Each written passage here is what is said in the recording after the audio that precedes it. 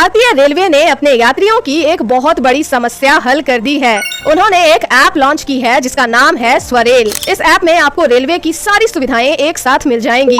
आप इस ऐप पर रिजर्व टिकट बुक कर सकते हो, जनरल टिकट बुक कर सकते हो और प्लेटफॉर्म टिकट भी आप यहां से ले सकते हो। यात्रा के लिए ट्रेन ढूंढ सकते हो, कहां से कहां तक जाना है, PNR स्टेटस चेक कर सकते हो, अपने कोच की पोजीशन देख सकते हो, यानी आपका कोच कहां लगेगा। आप इस ऐप में ये भी देख सकते हो कि ट्रेन अब तक कहां पहुंची है और आपकी ट्रेन कौन से प्लेटफॉर्म पर आएगी, आप ये भी इसमें देख सकते हो। फूड ऑर्डर कर सकते हो, रिफंड फाइल कर सकते हो, रेल मदद से संपर्क कर सकते हो और अगर चाहो तो आप अपनी फीडबैक भी इसमें दे सकते हो। तो इस वीडियो को आप शेयर कर करके पूरे देश में फैला दो और ऐसी ही काम की जानकारियों के लिए मुझे फॉलो जरूर कर लो।